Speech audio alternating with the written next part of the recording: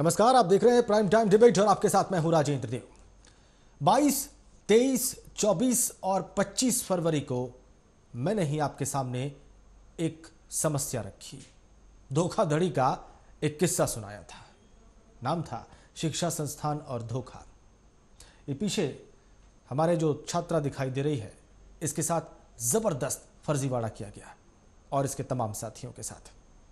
Greater Noida के एक corporate management institute ने, जो कि पूरी तरह से फर्जी था, इन छात्रों को झूठे वादे करके अपने वहां एडमिशन दिलाया और इसके लिए जो फीस वसूल की, इन छात्रों ने अपने खेतों को, अपनी पुश्तैनी प्रॉपर्टी को कर्ज पे रख के उसको बंधक बना के बैंक से लोन लिया और तब जाके इस फर्जी इंस्टीट्यूट में दाखिला लिया।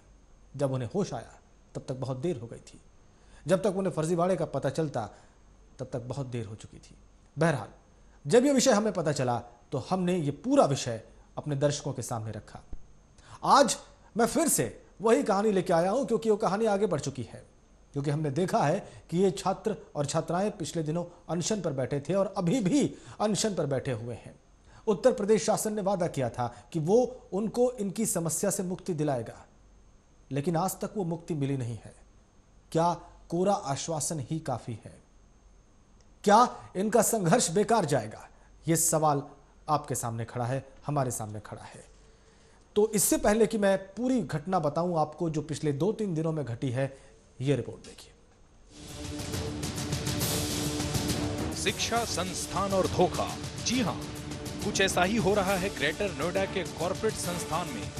शिक्षा के नाम पर धोखाधड़ी, मारपीट और प्रताड़ना, और इसी फर्जीवाड़े का खुलासा किया है सुदर्शन न्यूज की टीम ने। 4 दिन से अनशन पर बैठे ये छात्र अपनी आप बीती खुद ब खुद बयां कर रहे हैं। हमें एडमिशन के टाइम बताया गया था कि कॉलेज हमारा है, हमारी बिल्डिंग है, और हमें परेशानी तो बहुत ज़्यादा हुई क्योंकि हमारा पैसा भी चला गया, हमारा फ्यूचर भी बर्बाद हो गया और हम दर दर की ठोकर खा रहे हैं। शिक्षा के नाम पर इन छात्रों से फीस की एवज में मोटी रकम ऐंठी गई और बड़ी बड़ी कंपनियों में प्लेसमेंट के नाम पर धोखाधड़ी होती रही। और जब इनमें से कुछ छात्रों को अपने साथ हो रही गड़बड़ी का एहसास हुआ और इन्होंने संस्थान में हो रही जालसाजी का विरोध करना शुरू किया तो इनके साथ मारपीट की गई और साथ ही साथ इन्हें प्रताड़ित भी किया गया। यूं तो शिक्षा के नाम पर रोजाना कई संस्थानों के फर्जीवाड़े की बात सामने आती है, लेकिन ये मामला अपने आप में बहुत ही गंभीर है। शिक्षा के नाम पर धोखाधड़ी करने वाले संस्थान का सुदर्शन न्यूज की टीम ने 22 से 25 फरवरी तक अपने चैनल पर प्रसारण किया था और हमारी टीम अभी भी लगातार इस खबर का कवरेज कर रही है। दाखिला लेते वक्त इस संस्थान को रोहतक की एक यूनिवर्सिटी से मान्यता प्राप्त बताया गया था। इसी बात की जांच के लिए जब हमारी टीम ने यूनिवर्सिटी प्रबंधन से संपर्क किया तो इस संस्थान की पोल अपने आप ही खुल गई। एमबीए की पढ़ाई करने वाला ये फर्जी संस्थान अकेला ही इस मामले में लिप्त नहीं है, बल्कि छात्रों को पढ़ाई के लिए लोन देने वाला एक प्राइवेट बैंक भी इस जालसाजी में शामिल है। साथ ही साथ छात्रों ने अपनी जान को खतरा भी बताया है।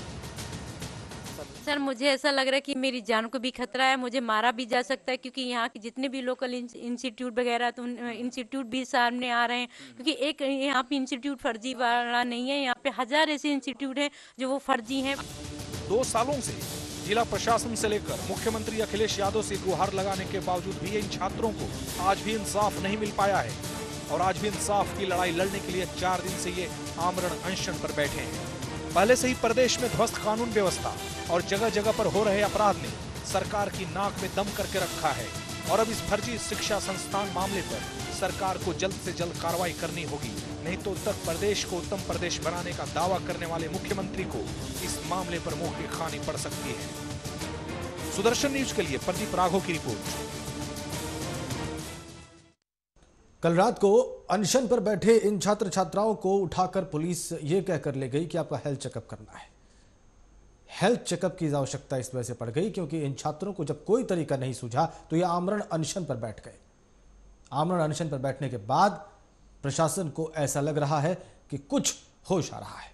अभी हमें रिपोर्ट मिल रही है कि कुछ पुलिस अधिकारी इन छात्र छात्राओं का अनशन तोड़वाने के लिए वहां पर पहुंचे हुए। हम कोशिश करेंगे कि आपको वहां की सीधी तस्वीरें दिखाएं, लेकिन कल और परसों जो कुछ हुआ, जिस तरीके से प्रताड़ित होकर ये छात्र और छात्राएं अनशन पर बैठे, उसकी कहानी बताने के लिए हमारे साथ इस वक्त स्टूडियो में मौजूद हैं सविता शर्मा जी, आम आदमी पार्टी की कार्यकर्ता हैं। सविता जी, स्वागत है आपका। कल आप वहां पर मेरे ख्याल से लगातार आप मौके पर मौजूद रही हैं इस आमरण अनशन के दौरान। क्या देखा आपने और कल रात को क्या हुआ जब पुलिस उठाकर ले गई इस छात्रा प्रियंका को और दूसरे लोग जो आमरण अनशन पर बैठे हुए थे? आपने देखा क्या और हुआ क्या? क्या था कि हम लोग पिछले 7 महीनों से इनकी मदद कर रहे थे। जहाँ जहाँ भी इन लोगों को ज़रूरत पड़ती थी हम हमेशा इनकी मदद करते थे। कुछ टाइम से अभी देख रहे थे कि ये लोग मुख्यमंत्री से भी मिलने गए, हर जगह गए, कोर्ट में भी ये गए हुए हैं, लेकिन कहीं से भी जब इंसाफ नहीं मिल रहा था तो ये लोग आमरण अनशन पे बैठ गए। आमरण अनशन का जब तीसरा दिन था तो पुलिस आई और इन्हें ज़बरदस्ती पूरा कह सकते हैं कि घसीट के लेके जा रही थी। तो उसी वक्त मैं पहुंची थी, मैं इनका हालचाल पूछने पहुंची थी क्योंकि मैं दिन में नहीं जा पाई थी। जब मैं शाम को गई तो वहाँ पे पूरी पुलिस प्रशासन और अपने ये हैं अंजू लता जी जो सिटी मजिस्ट्रेट हैं वो भी वहाँ मौजूद थी, सीओ साहब थे प्रियदर्शनी, तो वो सभी लोग मतलब पूरी छावनी बनी हुई थी वहाँ पे। लोग क्योंकि रात का टाइम था तो बहुत कम थे और उन्हें ज़बरदस्ती डाल के ले जाया जा रहा था। और कुछ लोग थे कि जिन्होंने वीडियो भी बनाए थे, अभी वीडियो क्लियर नहीं दिखाई दे रही है।